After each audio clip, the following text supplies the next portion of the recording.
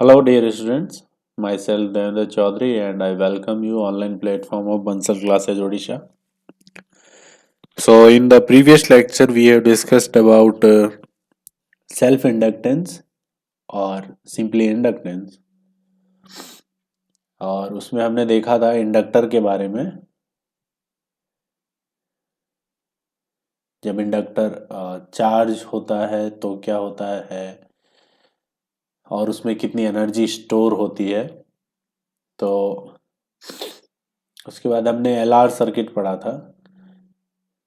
तो LR circuit को एक बार रिवाइज कर लेते हैं।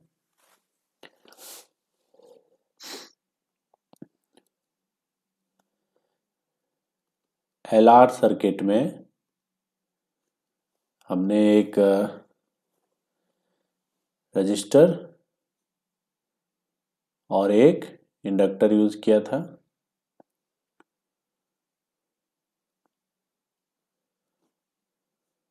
और एक बैटरी। बैटरी के बिना ये कुछ भी सर्किट फिर कंप्लीट नहीं होगा। So suppose battery is voltage V और इसका इंडक्टेंस L और इसका रेजिस्टेंस R। नाउ अब हमें पूछेगा कि किसी भी टाइम t पे इस सर्किट में करंट कितना है, क्योंकि t इक्वल टू 0 पे, क्योंकि ये इंडक्टर करंट को अपोज करता है, मतलब करंट में चेंज को अपोज करता है, तो करंट 0 होगा। और t टेंस टू इन्फिनिटी पे, जब टाइम इन्फिनिटी हो जाएगा तो करंट कांस्टेंट हो जाएगा और मैक्सिमम करंट फ्लो होगा। और इस केस में करंट कितना फ्लो होगा? V/R। इन्फिनिटी पे इंडक्टर किसकी तरह बिहेव करता है? Inductor behaves like plain wire. Okay, तो ये सब बातें तो ये आपकी t इज इक्वल टू 0 और दिस इज स्टेडी स्टेट। तो इसमें अपोजिट होता है कैपेसिटर के। कैपेसिटर में 0 पे प्लेन वायर होता है, V/R करंट होती है, और इन्फिनिटी पे करंट 0 हो जाती है। तो अब हमें किसी टाइम t पे, बीच में किसी टाइम t पे देखना था। तो टाइम t पे मान लेते हैं कि करंट I है, और हम अब इस ऐसा एक KVL यूज करते हैं यहाँ पे। सो 0 प्लस V, और करंट की डायरेक्शन में यहाँ पर पोटेंशियल डिफरेंस कितना आएगा? -L/dI/dt, और यहाँ पर आएगा -IR। तो -L/dI/dt -IR इक्वल टू 0।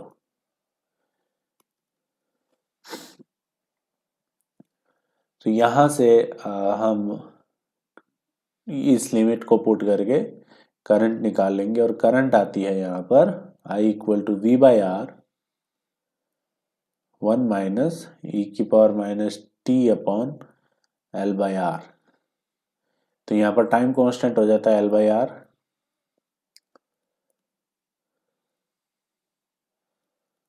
ठीक है, और सिंपली ये कैपेसिटर की तरह ही चार्ज होता है, कुछ ऐसा इसका ग्राफ बनता है। अब हम बात करें डिस्चार्जिंग की।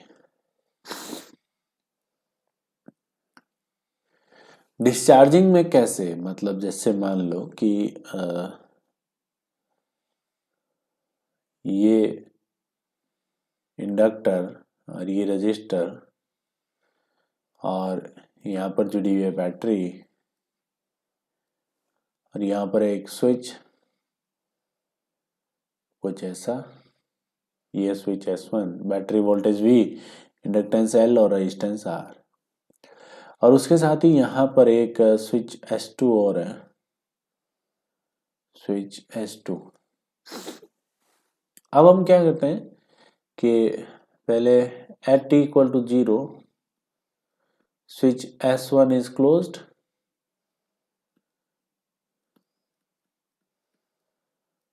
and for infinite time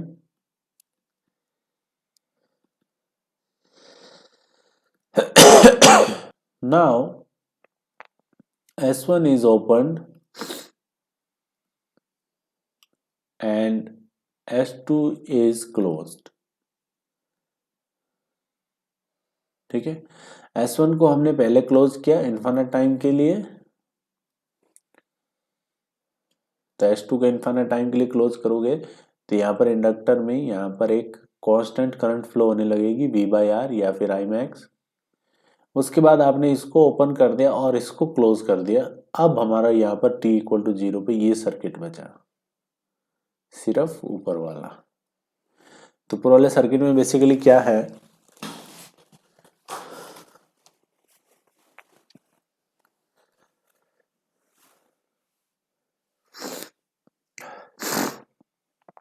ऊपर वाले सर्किट में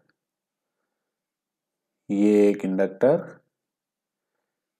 रजिस्टर और ये स्विच ये है, और इसमें अब एक maximum current V/R initially t equal to 0 पे, मतलब बंद करने के बाद t इक्वल टू 0 पे V/R करंट फ्लो हो रही है।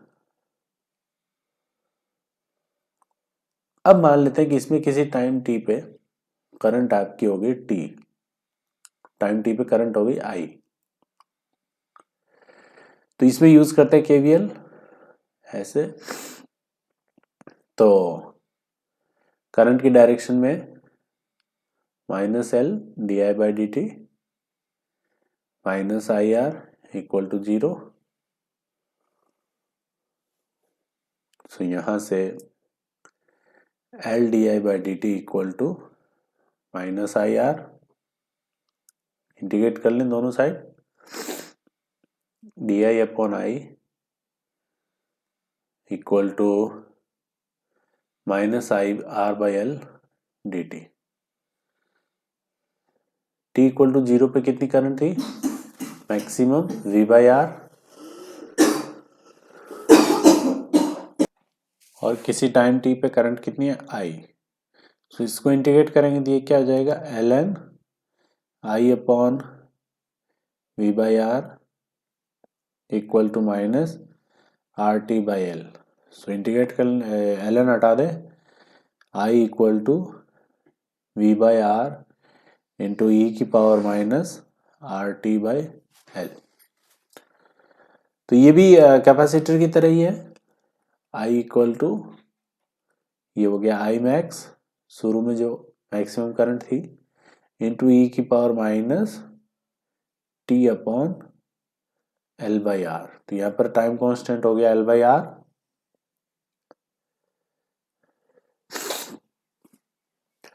और यहाँ पर इसका भी टाइम और करंट का कर्व एक्सपोनेंशियली डिक्रीज करेगा, कुछ ऐसा। ओके, बाकी वो सब आप जानते हैं कि ये टाइम कांस्टेंट टाउ पे कितनी करंट फ्लो होगी, 37%। तो ये हमारा LR सर्किट था। अब यहाँ पर एक इम्पॉर्टेंट नोट करने वाली बात यह है कि जब हम किसी कैपेसिटर को चार्ज करते हैं तो उस पर चार्ज आ जाता है Q माइनस Q, और उसको आप बाद में कैरी कर सकते हैं। इस कैपेसिटर को उठा के आप ब्रीफ केस में डाल लें और उसको कैरी कर लें, कोई दिक्कत नहीं है। बट इंडक्टर में इस प्रकार से आप कैरी नहीं कर सकते। क्यों नहीं कर सकते, क्योंकि इंडक्टर में बेसिकली जो एनर्जी आई है वो अंदर मैग्नेटिक फील्ड की फॉर्म में एनर्जी है B। तो B मैग्नेटिक फील्ड की फॉर्म में एनर्जी और B होता है μ0 Ni। तो अगर आप इसको यहाँ से सर्किट ब्रेक करके कैरी करना चाहते हैं देन करंट विल बी 0। मान लो आपने ऐसा सर्किट बनाया और उसमें यहाँ पर स्विच लगा दिया और एकदम से इस स्विच को खोल दिया, करंट उस टाइम पे मैक्सिमम फ्लो कर रहा था V/R, और एकदम से आपने सर्किट खोल दिया तो करंट तो सडनली 0 हो गया। करंट सडनली 0 हो गया तो ये एनर्जी सडनली 0 हो गई। इतनी जल्दी एनर्जी कहाँ जाएगी, तो इतनी जल्दी एनर्जी यहाँ से जब आप ये खोल रहे होते हैं तो यहाँ पर एक बहुत ही हैवी स्पार्क जनरेट होता है, और इस स्पार्क की फॉर्म में फील्ड वाली एनर्जी यहाँ से एग्जिट कर जाती है। तो इसी एनर्जी का यूज हम बेसिकली गाड़ियों के स्पार्क प्लग में यूज कर रहे होते हैं,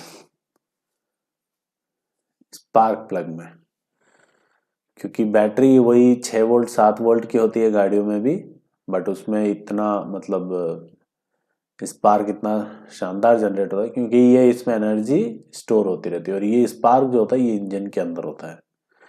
तो आप बेसिकली जब करंट सर्किट ब्रेक कर रहे होते हैं तो इस स्पार्क प्लग में स्पार्क जनरेट होता है। तो आप जब गाड़ी स्टार्ट कर रहे हैं तो बेसिकली आप स्टार्ट नहीं कर रहे हैं, उसमें आप सर्किट को ब्रेक कर रहे हैं। ओके, सो ये थे हमारे एलआर सर्किट की। अब इसके रिगार्डिंग भी आपके 80 वर्मों में बहुत अच्छे अच्छे क्वेश्चंस हैं, आप वहां पर जाएं और उसको उनको सॉल्व करें। कोई भी डाउट्स हो पूछें। अब हम बात करेंगे आज म्यूचुअल इंडक्टेंस के बारे में। तो सेल्फ इंडक्टेंस हमने देख लिया, अब देखते हैं हम म्यूचुअल इंडक्टेंस।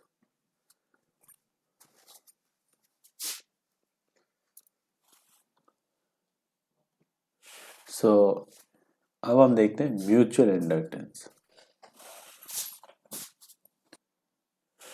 अब म्यूचुअल इंडक्टेंस का मतलब है कि एक सर्किट में करंट फ्लो करेगी और उसकी वजह से दूसरे सर्किट में कुछ इंडक्टेंस होगा या फिर करंट इंड्यूस होगी, कुछ भी होगा।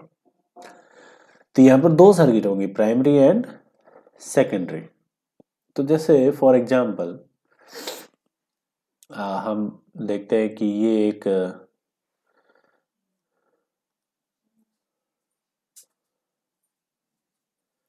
सपोज ये एक रिंग है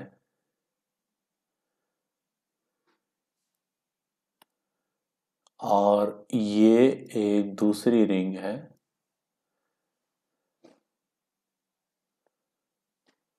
ठीक है।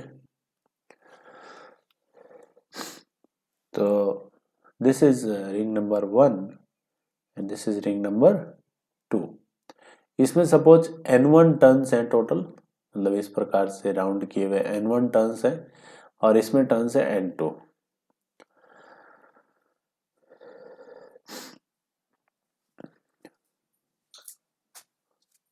और इसकी रेडियस है कैपिटल R और इसके स्मॉल r, और बीच की सेपरेशन है d। और ये हमें दिया है कि d बहुत बड़ा है स्मॉल r से, मतलब small r is very very less than d।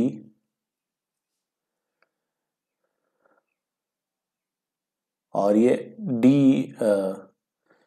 क्योंकि स्मॉल r बहुत छोटा है कैपिटल R से,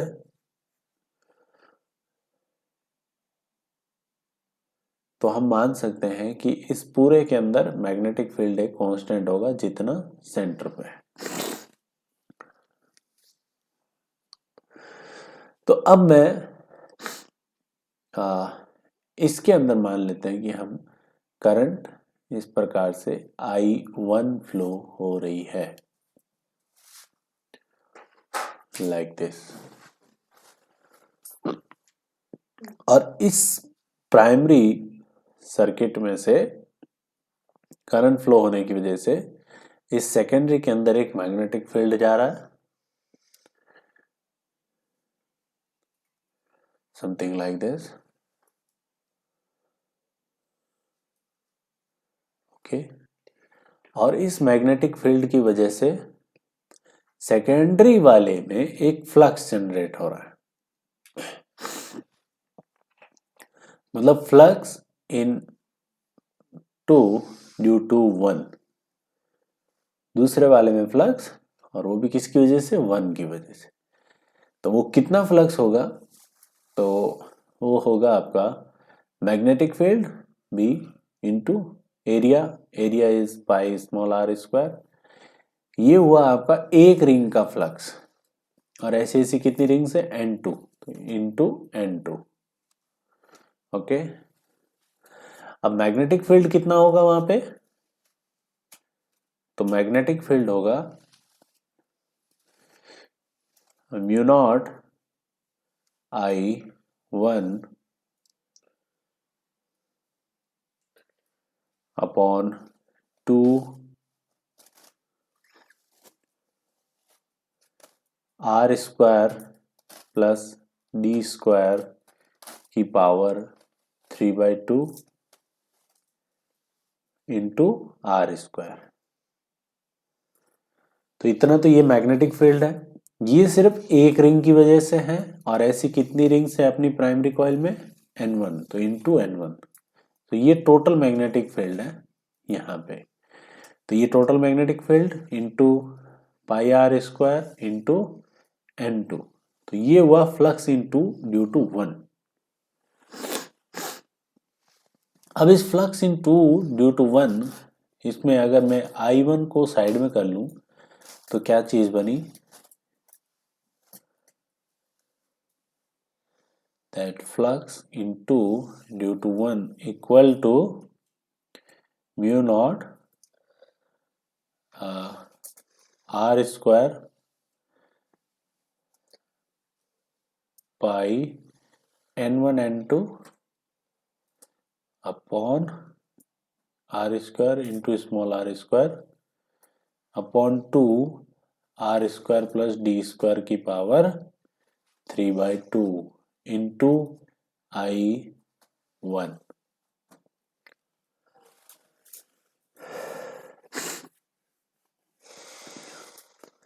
सो अब देखो आप कि दूसरे वाले में जो फ्लक्स है, ये पूरी whole term is constant, this is constant, और जो फ्लक्स है 2 में ड्यू टू 1 वो आपका डायरेक्टली प्रोपोर्शनल है करंट इन प्राइमरी सर्किट या primary coil, which is designated as number 1 coil.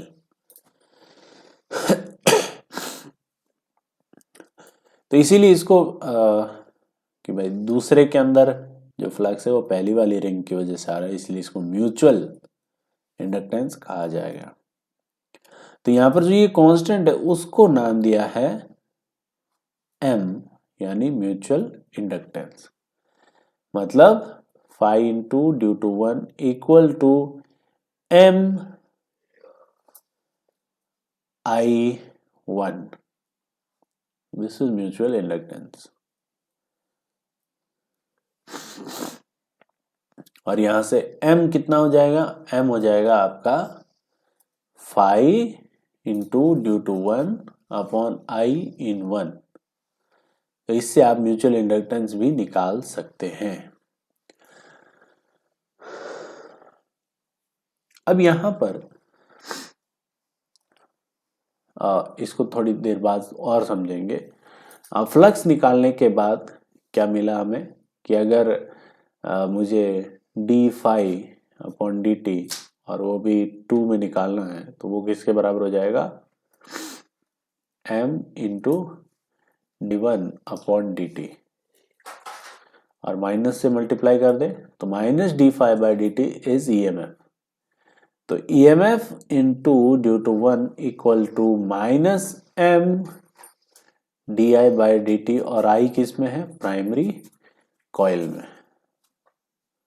Okay, तो दूसरी रिंग की वजह से, पहली रिंग की वजह से दूसरी रिंग में यहां पर EMF जनरेट हो रहा है, then this is known as mutual induction. और जो कांस्टेंट है M, वो M यहां पर कितना है? Pi R square into R square D square 2, और ये देख सकते हैं कि आप एक कांस्टेंट है। ठीक है,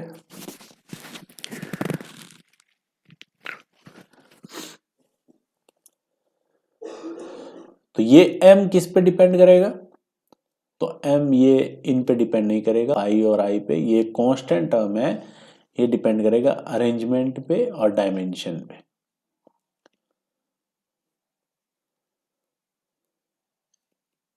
और मीडियम पे हमेशा ही चीजें डिपेंड करेगा।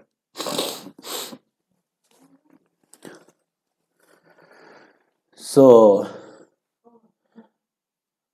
अब म्यूचुअल इंडक्टेंस के बारे में एक बहुत ही इंपॉर्टेंट जानकारी।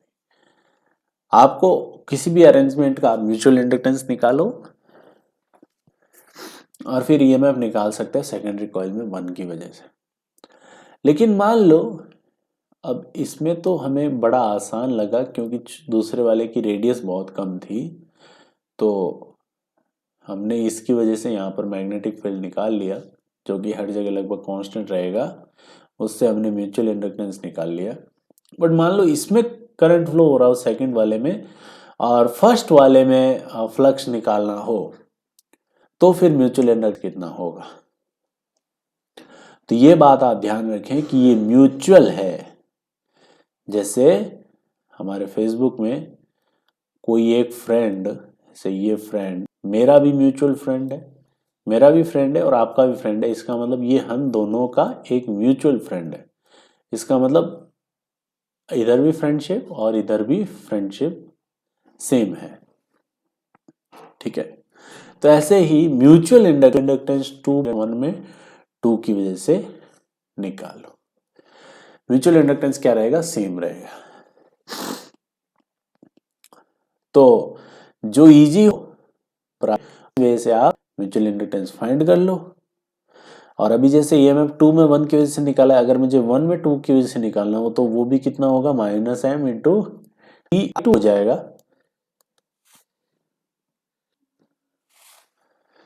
सो अब जैसे हमने ये एग्जांपल देखे, इनका आप याद रखेंगे। बाकी स्टेप्स हैं, सिंपली स्टेप्स हैं। जैसे अभी हमने देखा कि phi into due to 1 upon current in I1 equal to mutual inductance. तो इससे आप म्यूचुअल इंडक्टेंस फाइंड करेंगे। सबसे पहले वी विल अज्यूम या फिर designate primary and secondary coil.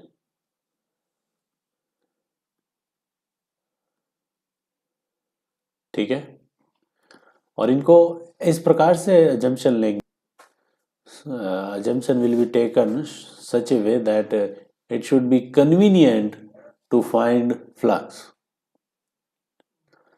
उसके बाद हम I current flow, current I bracket या फिर primary coil and find flux in secondary coil.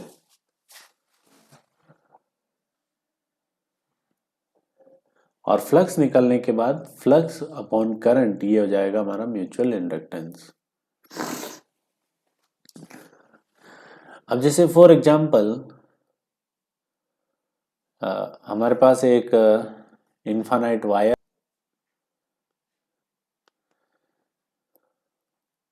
और उससे कुछ डिस्टेंस d पे एक छोटा सा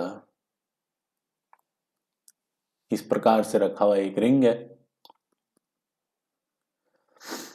रिंग की रेडियस स्मॉल r है and small r is very very less than d।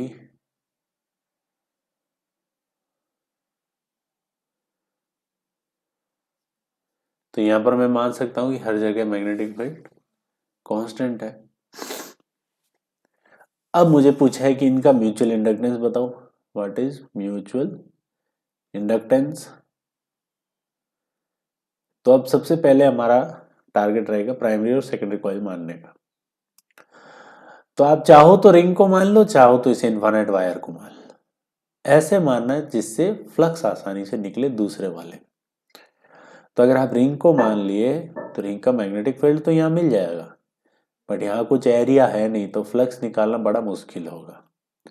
तो आप ये इसमें मान लो इस वायर को, तो अब वायर में करंट आई फ्लो करवा दो और फ्लक्स इसमें निकाल लो। तो वायर में करंट फ्लो करवाने से फ्लक्स कितना आएगा, वायर की वजह से current magnetic field mu naught I upon 2πd, ये तो हो गया magnetic field into area pi r square. अब फ्लक्स अपॉन ये हो गया फ्लक्स इंटू ड्यू टू 1, इसको मैं 2 मान रहा हूं, इसको 1। तो ये हो गया आपका म्यूचुअल इंडक्टेंस, यानी mu naught pi r square upon 2πd। This is mutual inductance M. अब ये म्यूचुअल इंडक्टेंस दोनों में काम आएगा, ऐसे नहीं कि केवल इसी में करंट फ्लो करेगी तब इसमें फ्लक्स निकालने का काम आएगा, नहीं, दोनों में। अगर मुझे अब पूछ ले कि what is EMF in infinite wire,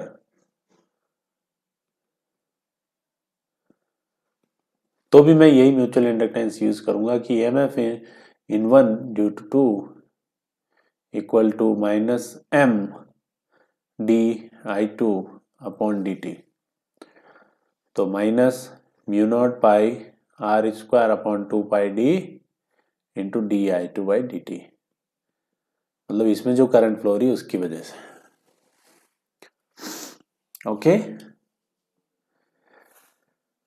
सो अब एक क्वेश्चन कर लेते हैं इसमें। लेट्स से ये एक इनफाइनाइट वायर है,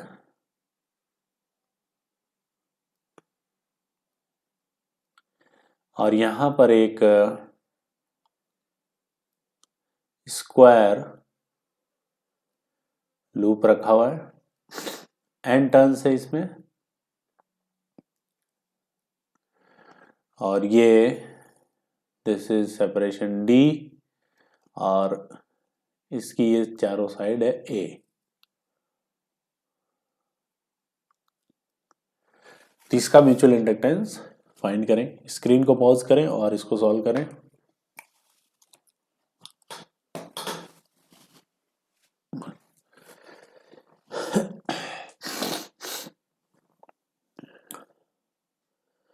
सबसे पहले वही बात, प्राइमरी और सेकेंडरी मानना। तो यहाँ पर प्राइमरी आप इसको माने ज़्यादा इजी रहेगा। तो इसमें करंट आई फ्लो हो रही है लेट से।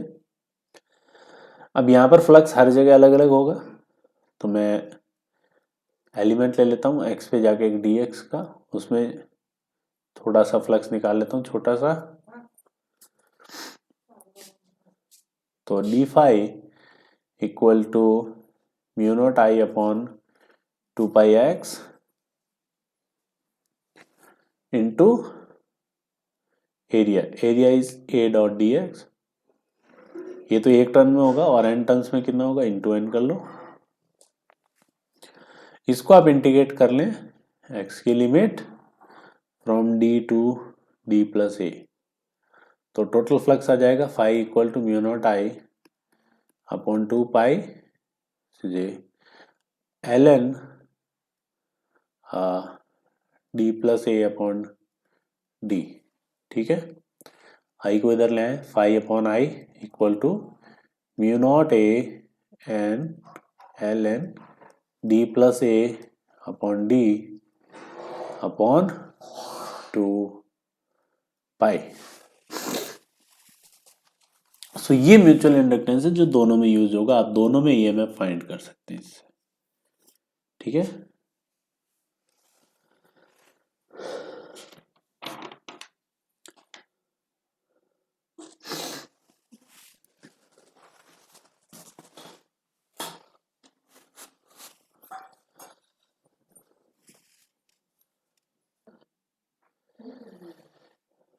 सो अब हम आगे बढ़ते हैं।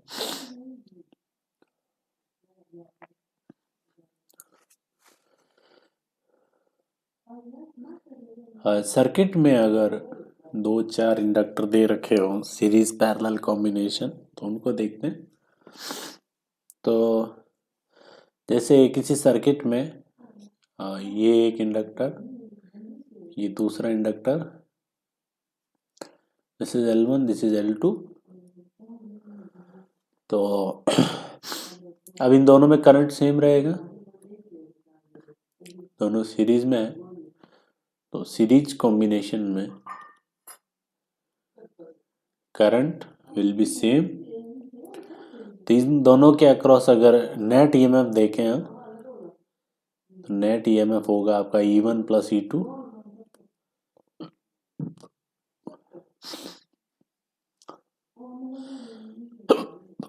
मतलब minus L equivalent D I by D T equal to minus L1 D I by D T, क्योंकि करंट सेम है। Plus minus L D I by D T. So यहाँ पर एल इक्वलेंट किसके बराबर हो जाएगा, L1 प्लस L2। तो same like resistor.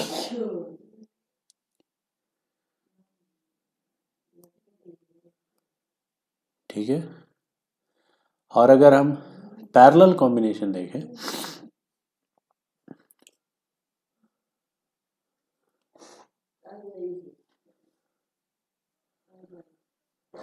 तो ये L1 ये L2। अब यहां से करंट आई फ्लो हो रहा है, इधर गया I1 इधर गया I2।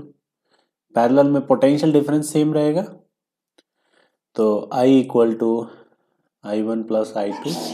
अगर हम डिफ्रेंशिएट कर दें इसको तो D I by D T equal to D I one by D T plus D I two by D T. So क्योंकि यहाँ पे दोनों पैरेलल में हैं तो EMF 1 और EMF 2 बराबर होंगे। EMF 1 होगा minus L1 D I one by D T और E2 होगा आपका minus L2 into D I two by D T. तो इसको अगर मैं कांस्टेंट K मान लूँ तो D I one by D T equal to minus K by L1 और D I two by D T हो जाएगा माइनस K बाई L2। इनको यहाँ पुट कर देते हैं और D I by D T हो जाएगा minus K by L equivalent.